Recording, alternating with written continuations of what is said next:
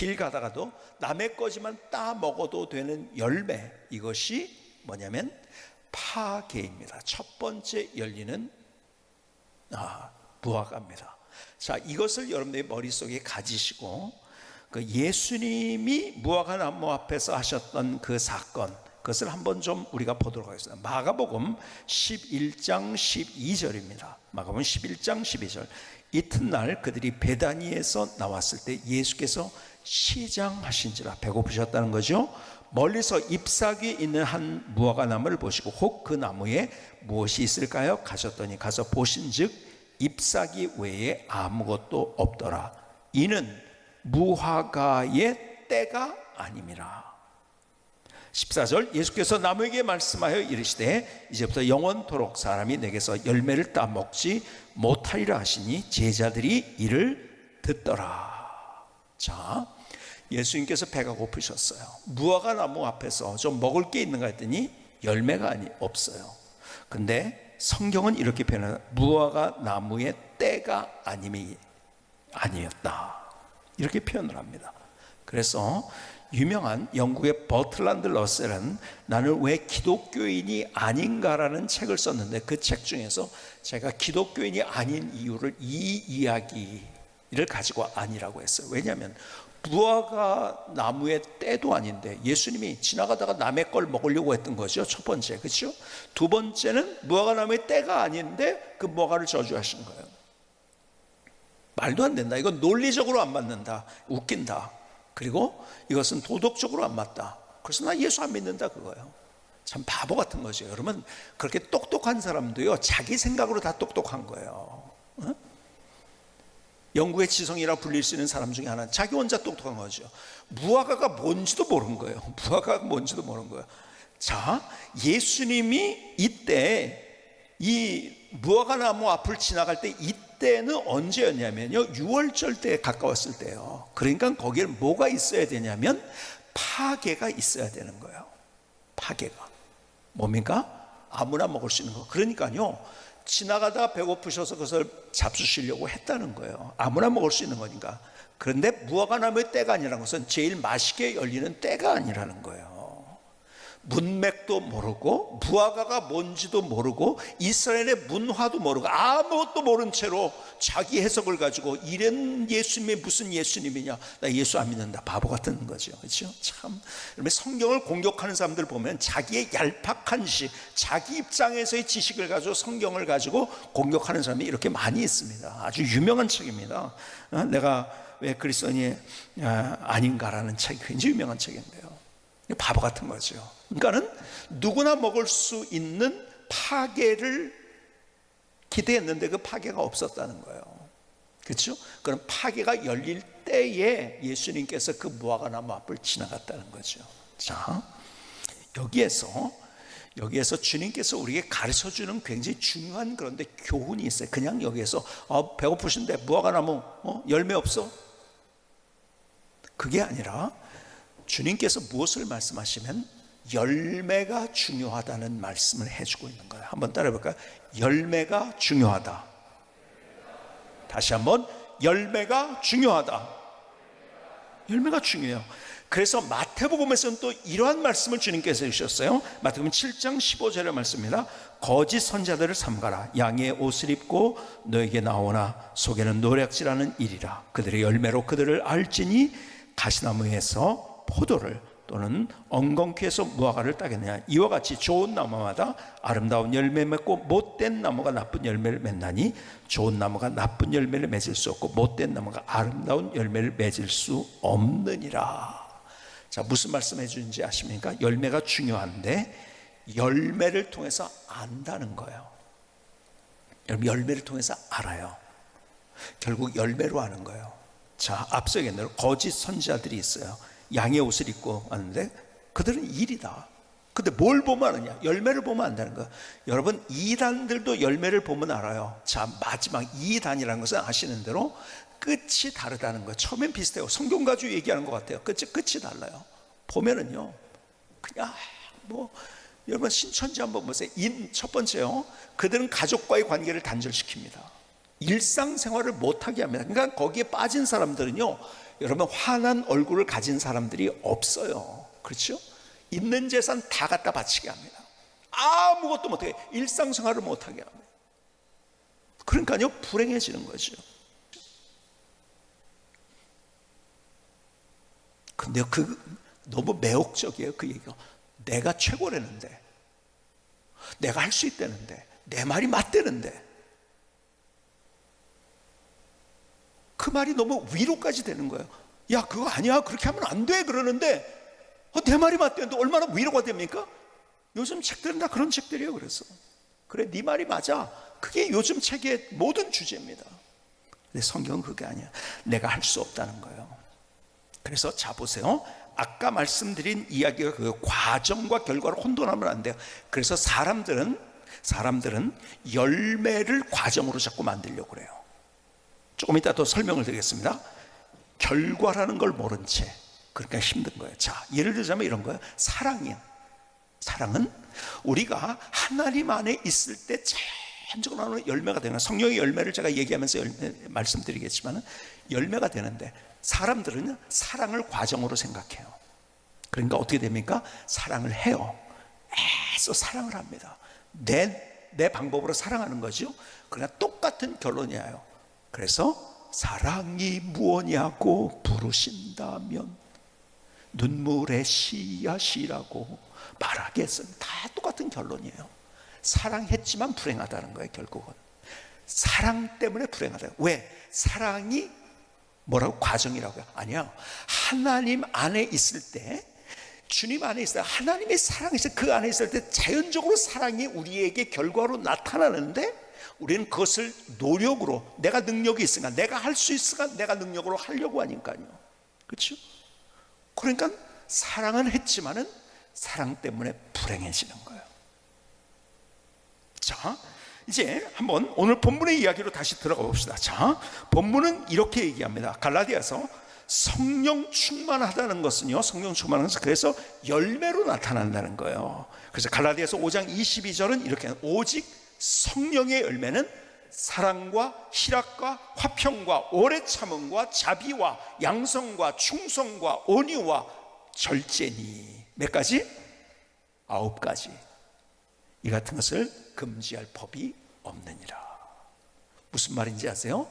이건 자연적으로 열려지게 된다는 거예요. 이거는요, 이걸 말려서 되는 것이 아니고, 이걸 하지 말아야지가 아니라 그냥 자연스럽게 나오는 거라는 거예요. 쉽게 오늘 본문에 얘기하면 뭐가요? 성령 충만할 때 이런 열매들이 나오게 된다는 거예요. 여러분, 성령 충만하면, 자, 열매가 중요하다고 했어요. 그렇죠?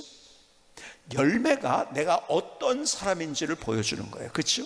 근데 성령 충만한 사람은 자연적으로 이런 열매를 맺게 된다는 거죠. 그게 어떤 열매인가요? 첫 번째, 사랑은 다음에 좀 더 얘기할 기회가 있을 거고요. 사랑, 이것도 앞서 얘기한 대로 여러분이 말씀드린 거예요. 이것은요, 하나님, 그래서 먼저 그의 나라와 그의 의를 구하라, 우리 찬송 계속 부르잖아요. 그러면 이 모든 것을 더 하시고, 하나님을 향할 때 그 똑같은 말이에요. 뭐요? 포도나무 되신 예수님께 우리가 붙어 있을 때, 성령 충만할 때, 이건 자동적으로 우리 안에 내가 거스릴 수 없는, 야, 이런 사랑을 할 수 있구나 하는 사랑이 내게 결과적으로 온다는 거예요. 아세요? 희락이 뭐예요? 영어로 얘기하면요, joy입니다. joy. 뭐예요? 기쁨입니다. 여러분, 세상은요, 자, 이걸 과정으로 생각. 그래서 내가 기쁨을 위해서 노력을 해요. 근데 더 불안하고 힘들고 우울해진다는 거예요. 여러분, 진화론이 맞으면요, 우리가 점점 행복해져요. 더 좋아져야 돼요. 더 나빠지는 거 아시죠? 점점 좋아지지 않습니다. 절대로. 우리가 무슨 이 쌓인 그러한 어떤 우리 지식 때문에 어떤 과학이 발전해 가지고서 그냥 새로운 것이 등장을 한다고 해서 그것이 발전이라고요? 아니요. 그래서 어떻게 됩니까? 우린 더 불행해져요. 여러분, 수치를 보면 알겠지만 사람들이요, 점점점 우울감이 점점 늘어나고 있어요. 그리고 우울증이 늘어나고 있고, 그래서 자살하는 사람이 더 늘어나고 있어요.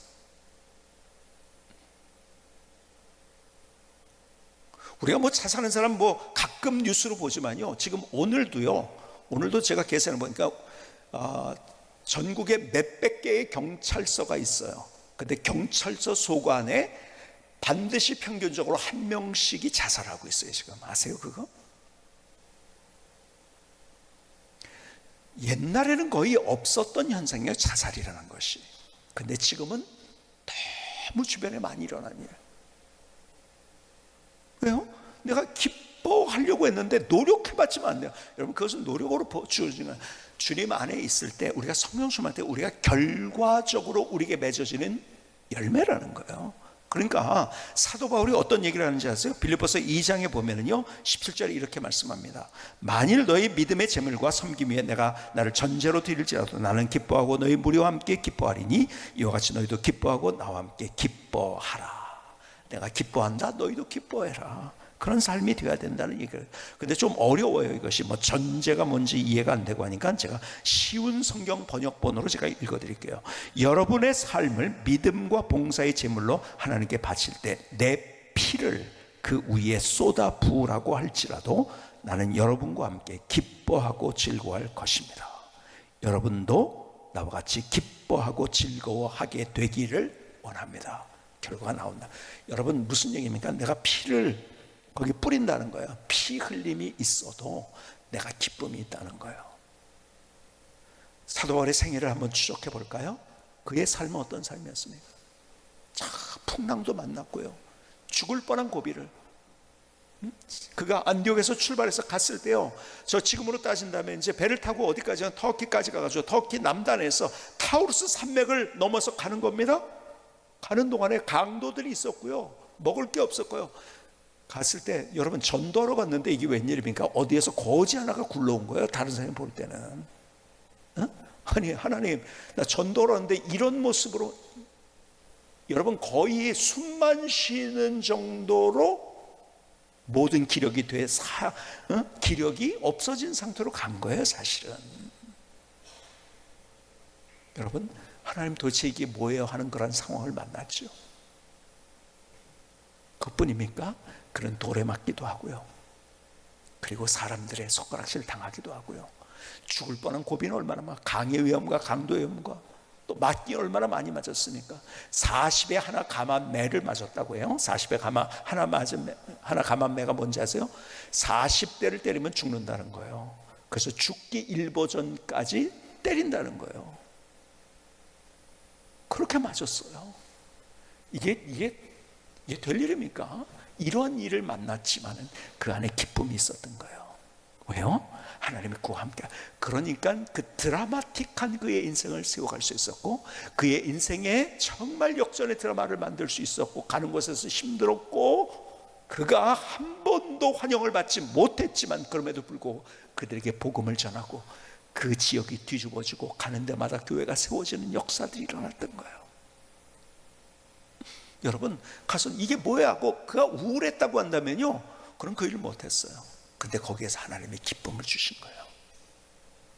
성령 충만한 그의 삶, 기쁨이 열매로 온 거예요. 그러니까 그 일을 할 수 있었던 거예요. 그러니까요, 내가 할 수 없는 그 일을 하게 만드는 거죠. 그렇죠? 세 번째 뭐예요? 화평. 화평을 영어로 하면 peace예요. 뭡니까? 평안입니다. 평안. 지난주에 어떤 암에 걸린 분과 같이 대화를 나누는데 그런 말씀 하시더라고요. 같이 병실에 환자들이 많은데 다 암 환자들이죠. 다 불안해하고 어쩔 줄 몰랐는데요. 근데 가만히 보니까 나는요, 하나님이 그냥 너무 안에 평안을 주셨다는 거예요. 너무 불안한 마음이었고 평안한 마음. 내가 어떻게 그런 마음을 갖습니까? 근데 하나님이 그 마음을 주신 거예요. 평안. 세상이 줄 수 없는 평안, 세상이 알 수도 없는 평안. 그러니까요, 암에 걸렸는데요, 거기에서 기죽지 않아요. 거기에서 어쩔 줄 몰라서 낭망하지 않아요. 왜? 하나님이 평안을 주시니까요. 여러분, 나는 그렇게 돼요. 내가 평안해야지 됩니까? 사람이 평안을 위해서 애를 쓰지만요, 그럴수록 더 불안해지는 거예요. 그렇죠? 하나님이 그것을 주신다는 거예요. 네 번째, 오래 참음. 여러분, 이 시대처럼 못 참는 시대가 있을까요? 이 시대처럼 못 참는 시대. 운전하다가요, 뭐 어쨌다고 해가지고서 보복 운전을 하고요, 여러분 그런 뉴스들 많이 듣잖아요. 막 홧김에 그냥 갑자기 사람을 죽이고요. 노래방에 왔는데 그 고객하고 얼마를 내느니 조금 더 내니 못 내니 하다가 화가 나가지고 찔러 죽이고요. 이게 되는 일, 옛날에 없었던 일들이에요. 못 참아요 사람들이. 왜? 자기 마음대로 사니까요. 자기 마음대로, 앞서 얘기한 대로 자기 마음대로 살면 불행인 거예요 결국은. 근데요 그걸 보고서 사람들 저러면 안 되지 됩니까? 아니에요. 그런 일들이 점점 많아지는데요, 얼마나 많아질지 몰라요. 그런데 그것을 참을 수 있고 인내할 수 있는 마음을 허락해 주세요. 기다릴 줄 아는 마음, 이거는요 내가 안 되는 것을 하나님이 하도록 그렇게 만드신다는 거죠. 다섯 번째, 자비는 친절입니다. 친절. 여러분 친절을 내 노력으로 하는 거는 세상이에요, 그렇죠? 그래서 여러분이 아시는 대로 호텔이다 아니면은 스튜어디스다 이래서 그들을 뭐라고 얘기하냐면 거기서 일하는 사람은 감정 노동자라고 얘기합니다. 왜? 자기 마음은 안 그런데 친절하게 해야 돼. 그러니까 자기는 죽겠는 거예요, 그렇죠?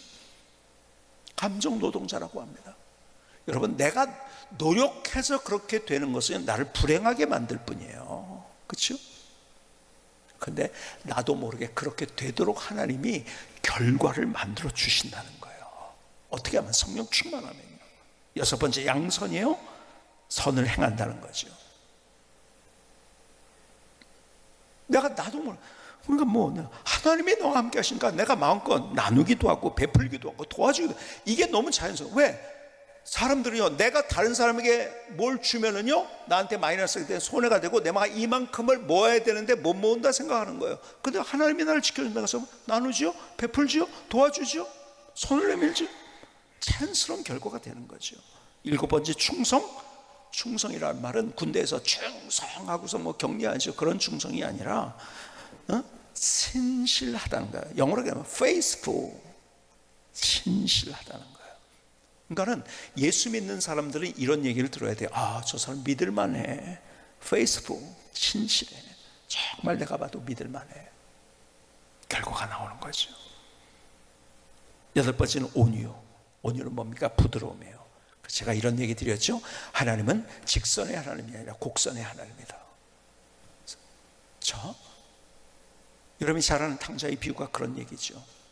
아버지를 떠난 거예요. 자기 재산 가지고 자기가 살 수 있다고 생각해요. 자기 마음대로 살 수 있다는 거죠. 이게 똑같이 우리가 영적으로 그거죠. 하나님 없이 내가 살 수 있어. 갔다가 불행해졌잖아요. 그러니까 먹을 것도 없잖아요. 아버지 집에 가면 내가 그래도 먹긴 할 수 있겠는데 그러고서 다시 돌아왔잖아요, 그렇죠? 돌아왔단 말이에요. 그때 아버지가 이놈의 자식, 아버지한테 불효하고 다 가져가서 이제 이러고서 그러고서 세상은 그렇게 해요. 근데 주님께서는, 하나님께서는 그 아버지는 그를 양팔을 벌려서 환영하고 그를 안아주고 두드려 줬어요. 안아주는 곡선의 하나님. 그러니까 하나님이 그런 분이시기 때문에 내가 하나님 안에 있을 때 나는 자연스럽게 그 부드러움이 내 안에 나올 수밖에 없는 것이에요, 그렇죠? 그러니까요 우리 교회는 너무 그러잖아요. 어떤 교회는 막 그냥 서로 자기 말 맞다고 막 서로 삿대지면 싸우는 데가 있어요. 성령이 뭔지도 모르는 거예요, 그렇죠? 하나님이 누군지도 모르는 거예요.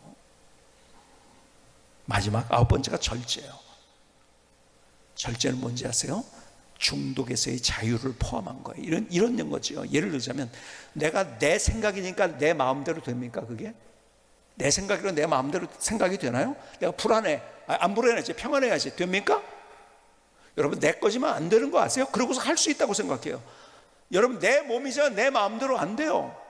그러니까 중독에 빠지기도 해요. 자, 예를 들어서 마약에 빠집니다.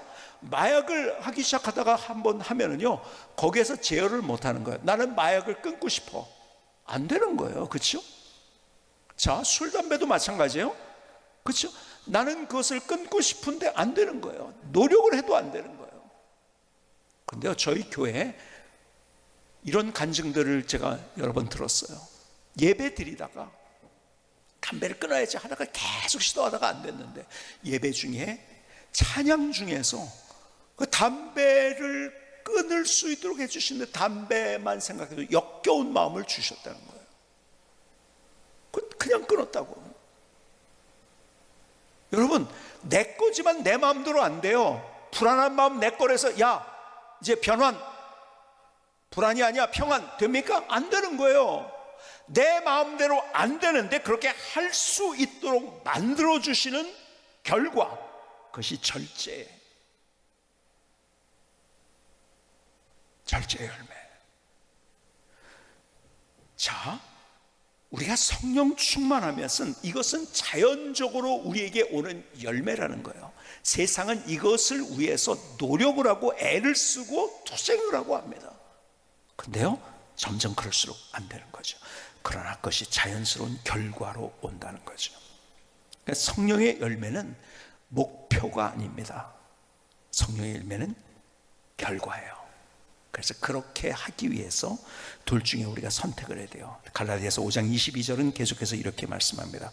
만일 우리가 성령으로 살면 또한 성령으로 행할지니, 다시 말해서 성령으로 행하는 파라클레토스, 무슨 말이라고 했어요? 헬퍼, 나를 도와주시는 카운슬러, 나를 조언하시는 분, 나를 위로하시는 분, 나에게 지혜를 주시는 분. 성령으로 그렇게 살면, 성령 충만하면 이런 열매를 맺게 되는데, 반대로 26절 헛된 영광을 구하여 서로 노엽게 하거나 서로 투기하지 말지니라. 헛된 영광이 뭡니까? 세상이 원하는 영광이에요. 높이, 1등이다, 좋은 학교다, 무슨 많이 소유했다, 내가 더 가졌다, 헛된 영광이에요. 그것을 쫓아가는 순간에 우리는 불행하게 된다는 거예요. 그렇죠? 그러면 어떻게 되는지 아세요? 헛된 영광을 보면 서로 노엽게 되고, 노엽게 된다는 것은 상처를 주고 서로 싸운다는 거죠. 그리고 서로 투기하지 말, 투기가 된다는 거예요. 투기는 뭐냐면 질투예요. 자, 100명이 1000명이 혹은 10,000명이 같이 있는데 1등은 하나예요. 그러면 모든 사람은 1등한 사람에 대해서 좋은 감정 갖지 않습니다. 같이 걷을 때, 구경하지는 모르지만 내 삶이 될 때는요, 누가 나보다 높아졌을 때는요, 투기가 되는 거야, 질투가 되는 거예요. 그래서 사촌이 땅을 사면 배가 아프다. 왜요? 마음이 안 좋으니까, 소화가 안 되니까 배가 아픈 거지. 우린 투기하는, 그냥 나도 모르게 나는 아니라고 부정해요. 사람들은 난 돈 가지고 따지는 사람 아니야, 그런 얘기를 하는 사람이 제일 돈 가지고 따지더라고요. 그렇죠? 나는 질투하네. 뭐에 질투래? 그런 사람이 제일 질투를 많이. 여러분, 나도 모르게 내 속에 있는 가장 큰 감정 가운데 하나가 뭔지 아세요? 질투의 감정이에요. 그것 때문에 내가 힘든 거예요. 그것 때문에 사실 우울도 오고요, 불안도 오고요, 다 오게 되는 거예요. 근데 세상의 원리를 쫓아가면 그렇게 된다는 거죠. 그러나 성령을 따라서 살면은 이 아름다운 열매들이 우리에게 맺히게 된다는 거예요. 여러분, 그러기에 오늘 주님께서 우리에게 주시는 말씀, 열매가 중요하다는 거예요. 열매. 그렇죠? 그 열매는 어떻게? 주님 앞에 붙어 있을 때, 내가 성령 충만할 때, 내가 노력해서가 아니라 자연적으로 주시는 은혜인 거예요. 그 열매들을. 그 성령의 열매를 경험하며 살아가는 인생이 될 때 얼마나 멋있습니까? 인생이 아름답습니까? 사도 바울처럼. 그렇죠? 오늘 이 아름다운 스토리가 바로 사도 바울의 스토리가 아니라 바로 여러분들의 스토리가 될 수 있기를 주님의 이름으로 축복합니다.